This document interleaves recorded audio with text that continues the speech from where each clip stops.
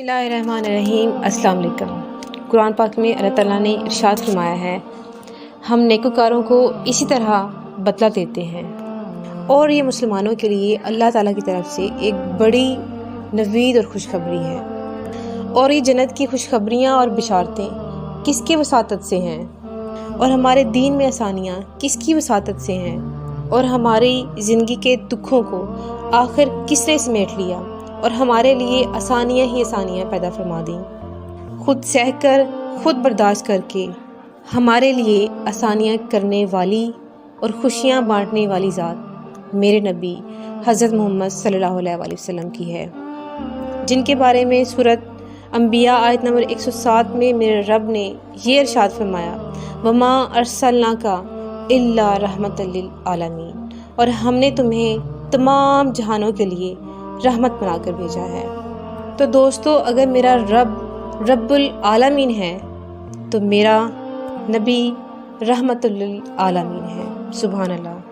तो आइए आज हम नबी पाक सल्लल्लाहु अलैहि वसल्लम के दुखों का तज़किरा करते हुए ये महसूस करें कि अपनी ज़िंदगी में उन्होंने कैसे कैसे दुख बर्दाश्त किए, कैसी कैसी अज़ियतें सहीं, कैसी कैसी तकलीफ़ों से गुज़रना पड़ा, और फिर इख्तिताम इस आयत पर हुआ, वरफ़ाना लका ज़िक्रक, ए महबूब मैंने तेरा ज़िक्र बुलंद कर दिया।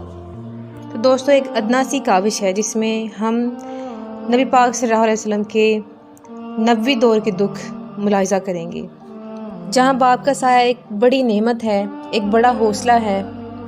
तो वहाँ पैदाइश से पहले ही आप सल्लल्लाहु अलैहि वसल्लम बाप के साये से महरूम हो गए। 6 साल की उम्र में माँ की जुदाई का दुख सहना पड़ा। 8 साल की उम्र में दादा की वफ़ात, जो माँ बाप के बाद एक बड़ा सहारा था, और यूँ बचपन नंगे पाँव बकरियाँ चराते गुजर गया। और नबूवत के बाद पूरी ज़िंदगी दुखों और मुसीबतों के स्पुर्द हो गई। मार पीट है, पत्थर रोड़े हैं, कहीं रस्तों में कांटों का बिछाना है, कहीं उकबा का गले में चादर डालकर यूं मरोड़ना कि आंखें बाहर को निकल आईं। तानों और तमस्खर की तो कोई इंतहा न थी। आप सल्लल्लाहु अलैहि वसल्लम सजदों में होते तो इधर ये उकबा बिन अबी मुइत ऊँट की ओजड़ियाँ फेंक देता कि आप सल्लल्लाहु अलैहि वसल्लम से उठना मुश्किल हो जाता। तो उधर आप सल्लल्लाहु अलैहि वसल्लम की लखते जिगर हज़रत फ़ातिमा रज़ियल्लाहु अन्हा ओजड़ी हटाती जाती और ज़ारो-गुतार रोती जाती। सीटियाँ और तालियाँ बजाने वालों में असवद और इसके साथी, जो मुसलमानों का मजाक उड़ाते, आप सल्लल्लाहु अलैहि वसल्लम के साथियों पर जुल्म किया जाता। क्या आप सल्लल्लाहु अलैहि वसल्लम के साथियों पर किए गए जुल्म आपको दुखी नहीं करते रहे? आप उनसे गमगीन नहीं होते रहे? आप सल्लल्लाहु अलैहि वसल्लम के अजीज़ साथी हज़रत अबू बकर सिद्दीक़ रज़ियल्लाहु अन्हु को उतबा बिन रबिया ने एक रोज़ 2 पैबंद लगे हुए जूतों से इतना मारा कि वो बेहोश हो गए। यहाँ तक नहीं, एक सहाबी की टांगों को मुखालिफ सिमत घोड़ों के साथ बांध दिया गया और घोड़ों को मुखालिफ सिमत यूँ दौड़ाया गया कि उस सहाबी को दरमियान से चीर दिया गया। ये जुल्म ऐसा जुल्म है जिससे अर्श भी कांपा होगा। तो ज़रा गौर करें, ये जुल्म सहा तो किसके लिए सहा, ये तकलीफ़ सही तो आखिर किसके लिए सही? सिर्फ इतना नहीं, बल्कि हज़रत फ़कीहा जिनका नाम अफलाह था, बनी अब्दुलदार के ग़ुलाम थे, इनके ये मालकान इनका पाँव रस्सी से बांधकर इन्हें ज़मीन पर घसीटते थे। इन्हें घसीटा जाता, मारा जाता और तरह तरह के जुल्म सितम किए जाते थे। और इधर हज़रत खुबाब बिन अर्थ कबीला ख़ज़ा की एक औरत उम्मे नमार के ग़ुलाम थे। मुशरिकीन इन्हें तरह तरह की सज़ाएं देते थे। इनके सर के बाल नोचते, दहकते अंगारों पर लटाकर पत्थर ऊपर रख देते। इनकी साहबजादियाँ जुनैरा और नहदिया और उम्मे उबैस सब पर जुल्म होता। इन्हें मारा जाता, पीटा जाता, तरह तरह से इनको अज़ियतें दी जाती, यहाँ तक कि मारने वाले खुद थक जाते थे। फिर इन्हें भी हज़रत अबू बकर सिद्दीक़ ने आज़ाद करवाया था। یہاں تک کہ امیہ بن خلف نے حضرت بلال رضی اللہ عنہ کو گرم ریت پر گھسیٹا، سینے پر گرم اور دہکتا پتھر اور نیچے تپتی گرم ریت۔ یہ کیسا ظلم تھا؟ کس وجہ سے تھا؟ حضرت خبیب کے جسم کو گرم کنگھیوں سے اچھیلا گیا، گرم کوئلوں پر لٹا کر کوئلوں کو ان کے جسم کی چربی سے ٹھنڈا کیا گیا۔ یہ ایسا ظلم ہے کہ سہنے والوں کو ہی پتہ، لیکن یہاں بات عشق کی تھی۔ تو دوستو، جہاں عشق ہو زدے بیاں تو کیسی مشکل، وہاں کیسا دکھ۔ یوں 5 اور 6 نبوی میں ہجرت حبشہ کی وجہ آپ صلی اللہ علیہ وآلہ وسلم کے ساتھیوں پر بے انتہا کے ظلم و ستم کا ہونا تھا۔ 7 نبوی شیب ابی طالب میں محصوری، جو 10 نبوی تک یعنی 3 سال تک برقرار رہی۔ ذرا سوچیں، 3 سال ننھے بچوں کا بلکنا، عورتوں اور بچوں کی بھوک سے بلکنے کی آوازیں گھاٹی سے باہر سنائی دیتی تھیں، اور پھر بھی ظالموں کے دل نرم نہ ہو سکے۔ یہ کوئی کم اذیت اور مشکل تھی جو آپ صلی اللہ علیہ وآلہ وسلم نے سہی۔ پتے کھا کر گزارا کرنا، کہیں چمڑے ابال کر ان کی راکھ بنا کر گزارا کیا جاتا ہے، تو اس بے سر عثمانی کا یہ عالم کہ ان کے ساتھ بات چیت کی اجازت نہ لین دین کی۔ ہائے، یہ کیا درد تھا جو میرے نبی حضرت محمد صلی اللہ علیہ وآلہ وسلم نے سہا۔ ایک ایسا درد اور دکھ تھا جو آپ نے برداشت کیا۔ ادھر یہ محصوری ختم ہوئی، 10 نبوی میں آپ صلی اللہ علیہ وآلہ وسلم کا دنیا میں واحد سہارا، آپ کے محسن، آپ کے چچا ابو طالب وفات پا گئے، اور یوں ان کی وفات کے بعد کفار نے تو جیسے سر ہی اٹھا لیے۔ آپ صلی اللہ علیہ وآلہ وسلم کے ساتھ ان کا رویہ مزید جارحانہ اور ظالمانہ اور سخت ہو گیا۔ ابو طالب کے بعد آپ کی زوجہ حضرت ختیجہ رضی اللہ عنہا کا آپ سے بچھڑ جانا آپ صلی اللہ علیہ وآلہ وسلم کے لیے ایک بڑا صدمہ تھا۔ 10 نبوی کو چچا اور بیوی کے بچھڑنے کی وجہ سے عام الحزن قرار دیا گیا، یعنی غم کا سال۔ غموں کے پہاڑ ابھی ٹوٹنے باقی تھے۔ جیسے جیسے میرے نبی نبوت کی سیڑھیوں پر چڑھتے گئے، دکھوں اور غموں کے پہاڑ آپ صلی اللہ علیہ وآلہ وسلم پر شدت سے ٹوٹتے رہے۔ کسی نے آپ صلی اللہ علیہ وآلہ وسلم کو جادوگر مشہور کیا، دیوانہ کہا، شاعر کہا، نعوذ باللہ مجنون کہا، تانے کسے، اولاد کی وفات پر نازیبا الفاظ کہے، اور ایسے ایسے الفاظ کہہ کر آپ کو دکھی اور غمگین کیا جاتا رہا جس کی کوئی مثال نہیں ملتی۔ اور ان کا تذکرہ قرآن پاک میں بھی موجود ہے۔ ولید بن مغیرہ نے جب آپ صلی اللہ علیہ وسلم کو جادوگر کہا تو سورہ مدثر کی 16 آیات 11 تا 26 نازل ہوئیں اس کی تذلیل میں، جن کا جاننا بھی ہمارے لیے بہت ضروری ہے۔ اس کے علاوہ نضر بن حارث بھی آپ صلی اللہ علیہ وسلم کے بارے میں کہتا کہ مجھے اسفندیار کے قصے آتے ہیں جو نبی کی باتوں سے بہتر ہیں، یہاں تک کہ اس کم بخت نے اس مقصد کے لیے چند لونڈیاں رکھی تھیں جو آپ صلی اللہ علیہ وآلہ وسلم کو تبلیغ میں آڑے آئیں اور جو مسلمانوں کو سیدھے راستے سے بہکاتی رہیں۔ ان لوگوں نے طرح طرح کے حربے استعمال کیے مسلمانوں کو راہ دین سے ہٹانے کے لیے۔ سنو، ایک بار کیا ہوا کہ قریش کا ایک وفد ابو طالب کے پاس ولید بن مغیرہ کے بیٹے عمارہ کو لے کر آئے، جو خوبصورت اور نوجوان تھا۔ وہ اس لیے کہ اس کے بدلے محمد کو ہمارے حوالے کر دیں اور اسے رکھ لیں، مگر آپ کے چچا ابو طالب نے انہیں منہ توڑ جواب دیا۔ ادھر ابو لہب کے بیٹے عتیبہ نے آپ صلی اللہ علیہ وسلم کا کرتا پھاڑا اور آپ صلی اللہ علیہ وسلم پر نعوذ باللہ ثم نعوذ باللہ تھوک دیا۔ آپ صلی اللہ علیہ وسلم پر تھوک نہیں پڑی، مگر آپ صلی اللہ علیہ وسلم نے بد دعا کی تو شام کے مقام پر زرقہ پر پڑاؤ ڈالا تو شیر نے عتیبہ کو پھاڑ دیا۔ جب مشرکین اپنے مقصد میں کامیاب نہ ہوئے تو انہوں نے ایک اور حربہ استعمال کیا۔ اسود بن مطلب، ولید بن مغیرہ، امیہ بن خلف، عاص بن وائل سہمی، یہ سب قوم اپنی قوم کے سردار تھے۔ انہوں نے پیشکش کی کہ اے محمد صلی اللہ علیہ وسلم، جسے تم پوجتے ہو ہم بھی اسے پوجیں گے، اور جسے ہم پوجتے ہیں اسے تم پوجو۔ تو اس کے جواب میں اللہ تعالیٰ نے سورہ کافرون نازل فرمائی، جسے پڑھ کر ہمیں پتہ چلے گا کہ اللہ تعالیٰ نے ان کو کیا منہ توڑ جواب دیا۔ ادھر ابو لہب نے اپنے 2 بیٹوں عتبہ اور عتیبہ کی شادی آپ صلی اللہ علیہ وسلم کی 2 بیٹیوں حضرت رقیہ رضی اللہ عنہا اور حضرت کلثوم رضی اللہ عنہا کے ساتھ کی۔ ابھی رخصتی نہیں ہوئی تھی، پھر نہایت سختی سے ان دونوں کو طلاق دلوا دی۔ جہاں بیٹوں کا دکھ ملا وہاں بیٹیوں کی صدمات سے بھی آپ صلی اللہ علیہ وسلم دو چار رہے۔ ابو لہب کی بیوی جمیل آپ صلی اللہ علیہ وسلم کے راستے پر کانٹے بچھاتی تھی، اور یوں ابو لہب اور اس کی بیوی پر لعنت قرآن پاک کی سورہ لہب میں کی صورت میں کی گئی۔ ادھر امیہ بن خلف کا بھائی ابی بن خلف سخت بدبخت تھا۔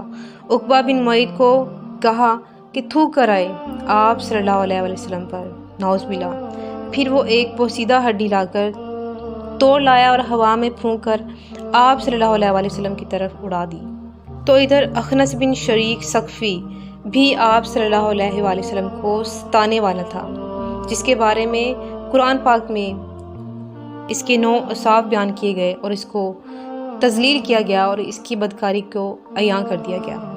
تو دوستو، یہ بد کردار لوگ جنہوں نے اسلام کو نقصان پہنچانے کی خاطر طرح طرح سے حربے استعمال کیے، مسلمانوں کو تنگ کیا، ان پر ظلم و ستم کیے اور آپ صلی اللہ علیہ وآلہ وسلم کو رنجیدہ کیا، تو اس کے بدلے ان کے ہاتھ کیا آیا؟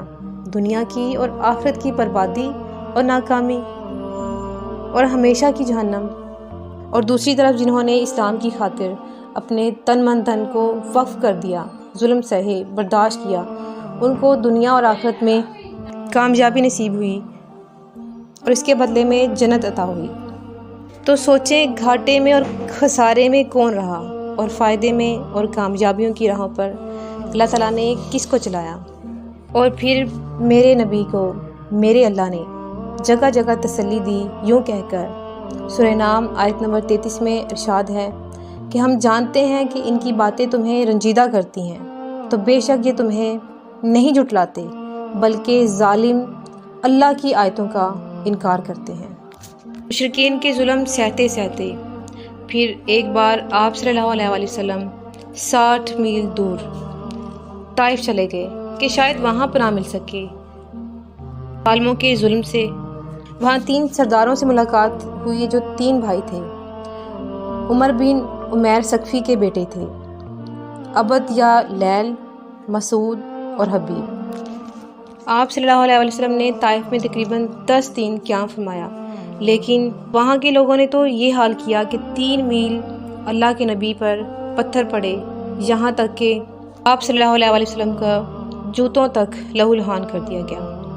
پھر طائف سے واپسی پر مکہ کے قریب پہنچ کر کوہ ہرا کے دامن میں ٹھہرے اور پہلا پیغام اخنس بن شریک کو دیا کہ وہ پناہ دے، مگر اخنس نے معذرت کر لی۔ دوسرا پیغام سہیل بن عمر کو دیا، اس نے بھی معذرت کر لی۔ پھر تیسرا پیغام معتم بن عدی کو دیا، اور پھر انہوں نے آپ صلی اللہ علیہ وآلہ وسلم کو پناہ دی۔ دوستو، حالات ایسے ہو گئے تھے کہ رہنا مشکل ہو گیا تھا، تو آپ صلی اللہ علیہ وآلہ وسلم نے حج کے دنوں میں حاجیوں کے پاس جا کر وہاں تبلیغ شروع کی کہ کسی طرح سے اللہ تعالیٰ کا پیغام ان تک پہنچایا جا سکے۔ تو سب سے زیادہ دکھ والی بات یہ ہوتی کہ قبیلے والے یہ پوچھتے کہ تیری قوم کا تیرے ساتھ کیسا معاملہ ہے، تو آپ صلی اللہ علیہ وآلہ وسلم فرماتے کہ انہوں نے تو جھٹلا دیا ہے۔ تو انہوں نے کہا کہ جب تیری قوم نے تجھے جھٹلایا ہے تو ہم تجھے کیسے سچا جان لیں؟ تو آپ صلی اللہ علیہ وآلہ وسلم بڑے دکھی دل کے ساتھ واپس آتے۔ کیا گزرتی ہوگی آپ صلی اللہ علیہ وآلہ وسلم پر، اللہ کے نبی پر، اس کائنات کی افضل ترین ہستی ہیں، وہ ہستی جنہیں رحمت للعالمین کہا گیا، کہیں بشیر تو کہیں نذیر کہا گیا، کہیں یاسین کہیں طٰہٰ کہہ کر پکارا گیا، کہیں کعبہ حسین ادنا کہہ کر پکارا گیا کہ اونچے مقام والے، اونچے رتبے والے، مقام محمود پر فائز وہ ذات جن کے بارے میں اللہ تعالیٰ فرماتا ہے وَرَفَعْنَا لَكَ ذِكْرَكَ کہ اے محبوب میں نے تیرا ذکر بلند کر دیا۔ تو ان کے ساتھ ایسے معاملات ہوئے، ایسے سلوک ہوئے کہ آج تک کائنات میں کسی کے لیے ایسی آزمائش نہیں اتری۔ سنو، بنو حنیفہ والوں کو آپ صلی اللہ علیہ وآلہ وسلم نے جب دعوت دی تو انہوں نے تو گالیاں نکالنا شروع کر دی۔ آپ صلی اللہ علیہ وسلم اونٹنی پر سوار ہوئے تو ابن ابو جہرہ نے پیچھے سے اونٹنی پر نیزہ مارا تو آپ صلی اللہ علیہ وآلہ وسلم اونٹنی سے گر کر زمین پر آ گئے۔ اللہ اکبر! تو یوں چٹانوں پر گرے، اور زخمی ہو گئے۔ دوستو، یہ وہ ذات ہے جن کے چہرے کی اللہ نے قسم کھائی، جن کے بارے میں کہیں جاتا ہے، کہیں یہ کہا جاتا ہے وَالضُّحَىٰ وَاللَّيْلِ إِذَا سَجَىٰ، جن کی زلفوں کی اللہ تعالیٰ نے قسمیں کھائیں، جن کے منہ سے نکلنے والی بول کی اللہ نے قسمیں کھائیں، وَالتِّينِ وَالزَّيْتُونِ وَطُورِ سِينٍ، جن کے شہر کی اللہ نے قسم کھائی، وَهَٰذَا بَلَدِ الْأَمِينِ، جن کے نام کی اللہ نے قسمیں کھائیں۔ تو ایسی ہستی کے ساتھ ایسا سلوک، ان کے درد سنو تاکہ پتہ چلے ہمیں اسلام کیسے فری آف کاسٹ ملا، کہ آج ہمیں کوئی مساجد میں روکنے والا نہیں، نماز پڑھنے پر ہمیں زمین پر گھسیٹا نہیں جاتا، کرتے نہیں پھاڑے جاتے، منہ پر نہیں تھوکا جاتا۔ پھر میرے نبی صلی اللہ علیہ وآلہ وسلم نے ساری زندگی ایسے دکھوں سے کیسے گزار دی، دکھ کیسے برداشت کر لیے، یہ اذیتیں کیسے سہ لیں۔